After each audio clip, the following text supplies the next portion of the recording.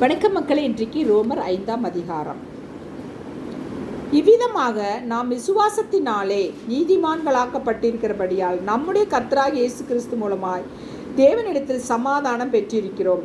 அவர் மூலமாய் நாம் இந்த கிருபையில் பிரவேசிக்கும் சிலாக்கியத்தை விசுவாசத்தினால் பெற்று நிலை கொண்டிருந்து தேவ மகிமையை அடைவோம் என்கிற நம்பிக்கையினாலே மேன்மை பாராட்டுகிறோம்.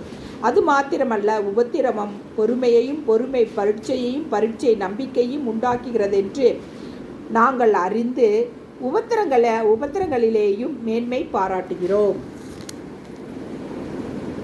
மேலும் நமக்கு அருளப்பட்ட பரிசுத்த ஆவியினாலே தேவ அன்பு நம்முடைய இருதயங்களில் ஊற்றப்பட்டிருக்கிறபடியால் அந்த நம்பிக்கை நம்மை வெட்கப்படுத்தாது. அன்றியும் நாம் பலனற்றவர்களாய் இருக்கும்போதே குறித்த காலத்தில் கிறிஸ்து அக்கிரமக்காரருக்காக மரித்தார்.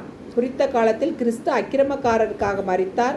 நீதிமானுக்காக ஒருவன் மரிக்கிறது அரிது, நல்லவனுக்காக ஒருவேளை ஒருவன் மரிக்க துணிவான். நாம் பாவிகளாய் இருக்கையில் கிறிஸ்து நமக்காக மரித்ததினாலே தேவன் நம்மேல் வைத்த தமது அன்பை விளங்க பண்ணுகிறார். இப்படி நாம் அவருடைய இரத்தத்தினாலே நீதிமான்களாக்கப்பட்டிருக்க கோபாக்கினைக்கு நீங்களாக அவராலே நாம் ரட்சிக்கப்படுவது அதிக நிச்சயமாமே. நாம் தேவனுக்கு சத்துருக்களாய் இருக்கையில் அவருடைய குமாரனின் மரணத்தினாலே அவருடனே ஒப்புரவாக்கப்பட்டோமானால் ஒப்புரவாக்கப்பட்ட பின் நாம் அவருடைய ஜீவனாலே ரட்சிக்கப்படுவது அதிக நிச்சயமாமே. அதுவும் அல்லாமல் இப்பொழுது ஒப்புரவாக்குதலை நமக்கு கிடைக்க பண்ணின நம்முடைய கர்த்தராகிய இயேசு கிறிஸ்து மூலமாய் நாம் தேவனை பற்றியும் மேன்மை பாராட்டுகிறோம். இப்படியாக ஒரே மனுஷனாலே பாவமும் பாவத்தினாலே மரணமும் உலகத்திலே பிரவேசித்தது போலவும் எல்லா மனுஷரும் பாவம் செய்தபடியால் மரணம் எல்லாருக்கும் வந்தது போலவும் இதுவும் ஆயிற்று.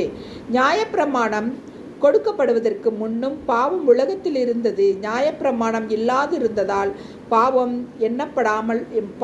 எண்ணப்பட மாட்டாது. அப்படி இருந்து மரணமானது ஆதாம் முதல் மோசே வரைக்கும் ஆதாமின் மீறுதல் கொப்பாய் பாவம் செய்யாதவர்களையும் ஆண்டு கொண்டது. அந்த ஆதாம் பின்பு வந்தவருக்கு முன்னடையாளமானவன். ஆனாலும் மீறுதலின் பலன் கிருபை வரத்தின் பலனுக்கு ஒப்பானதல்ல. எப்படியெனில் ஒருவனுடைய மீறுதலினாலே அநேகர் மரித்திருக்க தேவனுடைய கிருபையும் இயேசு கிறிஸ்து என்னும் ஒரே மனுஷருடைய கிருபையினாலே வரும் ஈவும் அநேகர் மேல் அதிகமாக பெருகியிருக்கிறது. மேலும் ஒருவன் பாவம் செய்ததினால் உண்டான தீர்ப்பு தேவன் அருளும் ஈவுக்கு ஒப்பானதல்ல. அந்த தீர்ப்பு ஒரே குற்றத்தின் நிமித்தம் ஆக்கினைக்கு ஏதுவாய் இருந்தது. கிருபை வரமோ அநேக குற்றங்களை நீக்கி நீதி விளங்கும் தீர்ப்புக்கு ஏதுவாய் இருக்கிறது. அல்லாமலும் ஒருவனுடைய மீறுதலினாலே அந்த ஒருவன் மூலமாய் மரணம் ஆண்டு கொண்டிருக்க கிருபையின் பரிபூரணத்தையும் நீதியாகிய ஈவின் பரிபூரணத்தையும் பெறுகிறவர்கள் இயேசு கிறிஸ்து என்னும் ஒருவராலே ஜீவனை அடைந்து ஆழ்வார்கள் என்பது அதிக நிச்சயமாமே. ஆகையால் ஒரே மீறுதலினாலே எல்லா மனுஷருக்கும் ஆக்கினைக்கு ஏதுவான தீர்ப்பு உண்டானது போல ஒரே நீதியினாலே எல்லா மனுஷருக்கும் ஜீவனை அளிக்கும் நீதிக்கு ஏதுவான தீர்ப்பு உண்டாயிற்று. அன்றியும் ஒரே மனுஷனுடைய கீழ்ப்படியாமையினாலே அநேகர் பாவிகளாக்கப்பட்டது போல ஒருவருடைய கீழ்ப்படிதனாலே அநேகர் நீதிமான்களாக்கப்படுவார்கள். மேலும் மீறுதல் பெருகும்படிக்கு நியாயப்பிரமாணம் வந்தது. அப்படி இருந்தும் பாவம் பெருகின இடத்தில் கிருபை அதிகமாக பெருகிற்று.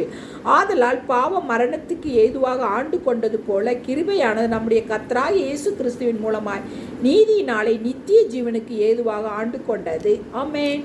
மக்களே, வீடியோ பிடிச்சிருந்தால் லைக் பண்ணுங்கள், ஷேர் பண்ணுங்கள், சப்ஸ்கிரைப் பண்ணுங்கள். தேங்க்யூ.